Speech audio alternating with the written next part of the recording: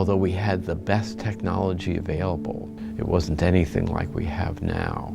And they were continually striving to achieve results that, unfortunately, the technology didn't arm them to do. It's one thing to have a donor come in and give you money to get it started. It's another thing to make that work, to gain the faith and trust of the community, to establish in a community cancer center care that rivaled academic institutions.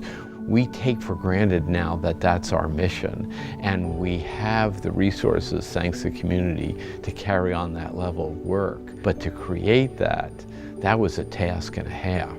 And I have just enormous respect for those early staff that kind of put this center together and started to make that happen. There were just a lot of things that had started back then. They may have started as small ideas, but they were the kernels of great thoughts that eventually gave rise to what we now recognize as really successful programs. Something that really seems different now is the word cancer. I think even in those early 80s, the word cancer was still pretty stigmatized, and there was this thought that people could cause their cancer. It's still a scary word, but I think people are able to talk about it more, and also because there's so many people surviving that I think it takes a little bit of the fear away.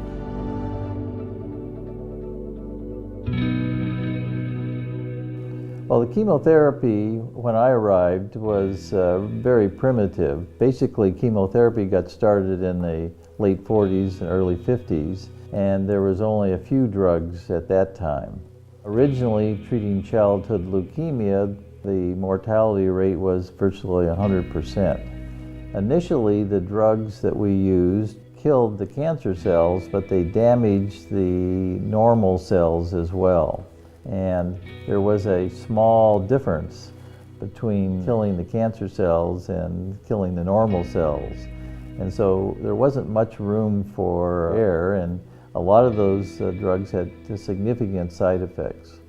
In the 1990s, there were the concept of targeting drugs for specific molecular targets. And these drugs were designed specifically for a target. And those not only worked better, but they had fewer side effects because they didn't affect the normal tissues nearly as much as the older drugs. In those days, there were not a lot of antiemetic medication to keep people from being nauseous, so chemotherapy was really difficult. It was really hard. There was a lot of anxiety around going through chemotherapy, so I had to deal with a lot of anticipatory anxiety around treatment and helping people to manage that. Also, hair loss was an issue, so I contacted a wig manufacturer and got wigs donated and kind of had a little boutique in my office. Patients also wanted information on chemotherapy, so I contacted the National Cancer Institute and started gathering pamphlets and booklets on the different chemotherapies, on eating hints, on coping, just a wide variety of topics. Anything that patients identified as a need, that's what I would pursue. So in those days, I worked also with the pediatric patients. And from there, I started developing support groups, and my first support group was for parents of children who were going through cancer treatment. And so that was quite an experience helping those families when there was very little resources in town at that time. And that made a huge difference, I think, as far as the patients were concerned. Mary and the rest of her staff do an amazing job at helping people with some of the psychologic manifestations of their disease. But in addition, a lot of the very practical things. Some of the patients we have had transportation issues, and Mary could arrange transportation to them, or they had insurance problems. And so Mary and her staff really expanded what the physicians were able to offer prior to that time. I think it took off from there in part because Mary did such a remarkable job that we recognized how critical it could be to patient wellness to provide those kind of supportive care services. In the 1990s, Wayne Kidder and Tom Oliver and I hired a nutritionist part-time to come into the cancer center and talk to our patients about nutrition. That was completely new for us.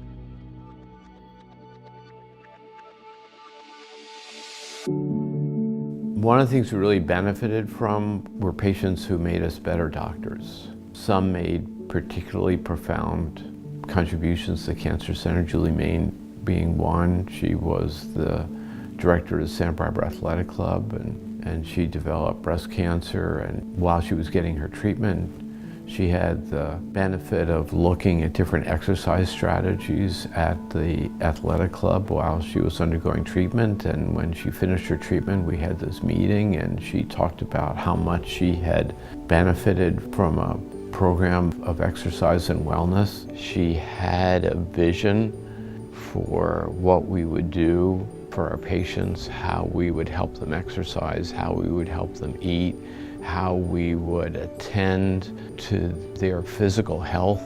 It's hard now to appreciate how cutting edge that was because we now take for granted that attending to physical fitness and physical health and diet are so important to medical care. But back when Julie started it, it was a new idea. The Cancer Foundation recognized early on that philosophically we needed to do more than just give medical care, that patients could benefit from more than that. And of course now there's plenty of data that shows the benefit of exercise not only in managing the stress of cancer treatment, but on wellness and health and now cancer prevention.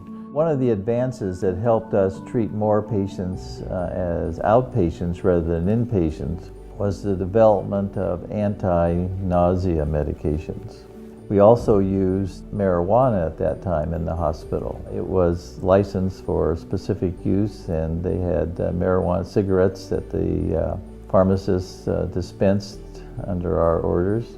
Younger people seemed to adapt to that quite well. The older people had more problems with the use of marijuana. Initially, we gave all of the chemotherapy, but by the time I had left, the nurses really administered the chemotherapy. We had a whole cadre of oncology certified nurses. These were all nurses, had special training in oncology, and now administer a lot of the chemotherapy and answer a lot of the patient's questions. And that was probably one of the biggest changes in cancer medicine from 1972 going forward, is the more efficacious chemotherapy began for solid tumors as well as the hematologic disorders.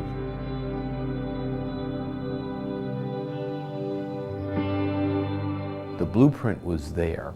Philosophically, people were committed to the idea of not only providing the best medical care that the science could offer, but also looking for strategies for improving the supportive care for patients. And then what happened over the succeeding decades is that we learned how to build that out. We had a small research organization. I think we had one part-time research manager in a small shop to do clinical research programs. Of course, now we have a robust department with 7 full-time people. We had a lot of opportunity to create stuff. I think Wayne Kidder was the first person who said to me, you know, I think the future is going to be in genetics. We followed through on his original suggestion and set up a genetic counseling program, which today is now one of the largest and most robust genetic counseling programs in the state of California. Santa Barbara is such a small community to be able to provide this quality of care. So we've incorporated all 3 prior locations into one location. All 3 services, from radiation oncology to medical oncology to the programs and services that we offer, the foundation offers. And that's from social services to patient navigation to health and wellness. We do yoga and Tai Chi. We offer wigs and so many things for people that are in need. We have a day of beauty that you can come to our boutique and actually somebody will help you with your hair and makeup if you need that. We've tried to think of everything that would be needed for cancer patients to feel good about themselves when they're going through treatment, and also to support their families at the same time.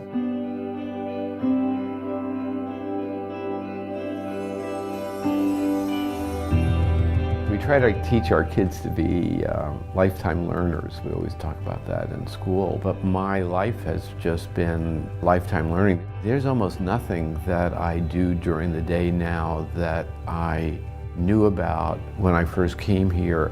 The thing that hasn't changed is that fundamental commitment to walk with patients in a personal way, to be their ally, to be part of their support system, part of their support family, as well as to be the best doctors we can. That was a major underpinning of the Cancer Foundation when I came there, and it's a major underpinning of practicing medicine now. That hasn't changed.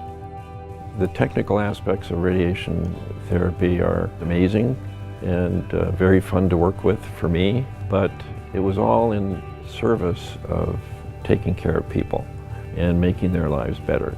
The staff has been here a long time. The people that come here always have wonderful things to say about their care and treatment. The nurses are wonderful. Everybody, I feel a sense of loyalty as a family there. They're just working together so beautifully to make the patient and the family experience a positive one.